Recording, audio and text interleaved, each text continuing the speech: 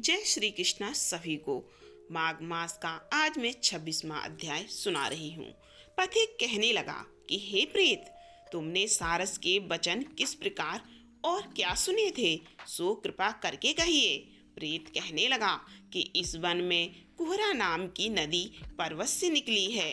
मैं घूमता घूमता उस नदी के किनारे पहुंचा और थकावट दूर करने के लिए वहां पर ठहर गया। उसी समय लाल मुख और तीखे दांतों वाला एक बड़ा बंदर वृक्ष से उतरकर जल्दी से वहां पर आया जहां एक सारस सोया हुआ था। उस चंचल बंदर ने कई एक पक्षियों को देखकर उस सोए हुए सारस को दृढ़ता से पैरों से पकड़ लिया और तो सब पक्षी उड़कर वहां से चले गए, परंतु सारसी भयभीत होकर विलाप करती हुई वहीं पर रुक गई। नींद के दूर होने तथा भय से नेत्र खोलकर सारस ने बंदर को देखा और मधुर वाणी से कहने लगा, हे बंदर, तुम बिना अपराध मुझको क्यों दुख देते हो? इस संसार में राजा भी केवल अपराधियों को ही दंड देता है। तुम्हारे जैसे श्रेष्ठ प्राणी किसी को पीड़ा नहीं देते। हम अहिंसक और दूसरे के कर्मों को नहीं देखते। जल की काई खाने वाले, आकाश में उड़ने वाले, वन में रहने वाले, अपनी स्त्री से प्रेम करने वाले, दूसरों की स्त्री को त्यागने वाले, दूसरों की बुराई से दूर रहने वाले, चोरी न करने वाले, बुरों की संगति से वर्जित, किसी को कष्ट न देने वाले, सो इस प्रकार मुझ निरपराधी को हे बंदर छोड़ दो। मैं तुम्हारे पहले जन्म के वृत्तांत जानता हूँ। यह वचन सुनकर वह बंदर उसको छोड़कर दूर बैठ गया और कहने लगा कि तुम मेरे पूर्व जन्म के वृत्तांत को कैसे जानते हो? तुम अज्ञानी पक्षी हो और मैं वन में घूमने वाला हूँ। सारस कहने लगा कि मैं अपनी जाति की स्मृति के बल से तुम्हारे पूर्व जन्म का सब वृत्तांत जानता हूँ। तुम पूर्व जन्म में विंध्य पर्वत के राजा थे और मैं तुम्हारे कुल का पूज्य पुरोहित था। तुम राजा होकर अपनी प्रजा को पीड़ा दिया करते थे। विवेकहीन तुमने बहुत सा धन इकट्ठा किया, सो वानर प्रजा की पीड़न रूपी अग्नि की ज्वाला से तुम पहले ही तप चुके हो। पहले तुम कुंभीपाक नरक में गिराए गए। तुम्हारे शरीर को नरक में 3000 वर्ष बीत गए। फिर नरक से निकलकर बचे हुए पापों के कारण इस बंदर की योनि में आए और मुझको मारना चाहते हो। पूर्व जन्म में तुमने ब्राह्मण के बाग से लूटकर बलपूर्वक फल खाए थे।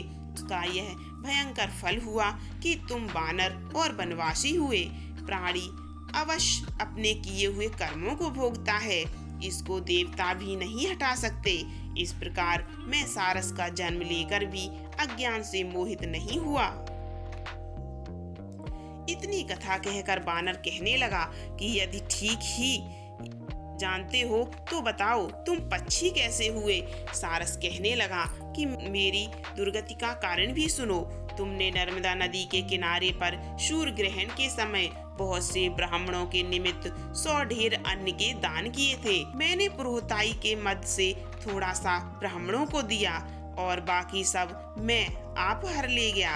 इन ब्राह्मणों के द्रव्य का अपहरण करने के पाप से मैं पहले कालसूत्र नरक और फिर रक्त कदुर्म नरक में, जहाँ पर बड़े बड़े कीड़े थे और रक्त तथा पीप से भरा हुआ नाभि तक नीचे सिर और ऊपर पैर किए हुए पीप चाटता हुआ उस दुर्गंध वाले नरक में कीड़ों आदि से काटा जाकर 3000 वर्ष तक उस यातना को भोगता रहा। मैं नरक के दुख का वर्णन नहीं कर सकता। फिर नरक की यातना से मुक्त होकर यह सारस का जन्म पाया, क्योंकि पूर्व जन्म में अपनी बहन के घर से कांसे का बर्तन चुराया था। इसको मैंने एक जुआरी को दिया था। इसी से मैं सारस योनि में आ गया। यह मेरी स्त्री पिछले जन्म में ब्रह्माणी थी। इसने भी कांसे की चोरी की थी। इसी से यह मेरी स्त्री सारसी हुई है। यह सब मैंने तुमसे कर्म फल कहा है। अब भविष्य की बात भी सुनो। अब मैं, तुम और मेरी स्त्री भी हंस होंगे और कामरूप देश में सुख से निवास करेंगे। फिर इसके पश्चात गौर योनि में और फिर जाकर दुर्लभ मनुष्य योनि को प्राप्त होंगे। इसमें मनुष्य पाप और पुण्य दोनों ही कर सकता है। इस प्रकार शिव की माया से यह सारा जगत मोह को प्राप्त होता है।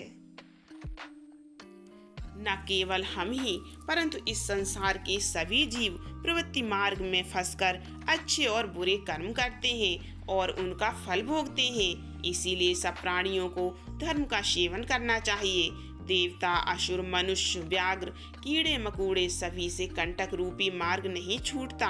केवल वेदांत जानने वाले योगी ही इस मार्ग से बच सकते हैं। इसी कारण बड़े बड़े महात्मा भी कर्म फल को टाल नहीं सकते। उपाय से तथा बुद्धि से कोई भी इसको नहीं बदल सकता।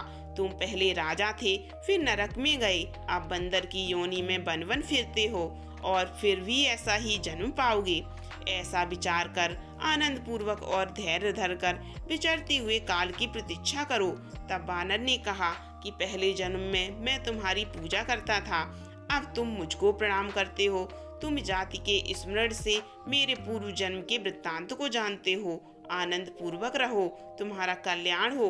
तुम्हारे वचनों को सुनकर मैं मोह रहित होकर वन में विचरूंगा। प्रेत कहने लगा कि हे पथिक, मैंने नदी के तट पर बंदर और सारस का ये संवाद सुना। तब मुझको बोध हुआ और मोह तथा शोक का नाश हुआ। आज का माघ महात्म का ये अध्याय यही खत्म होता है। अगला अध्याय सुनने के लिए मेरे चैनल को जल्दी से सब्सक्राइब कर लें और वीडियो को लाइक जरूर कीजिए।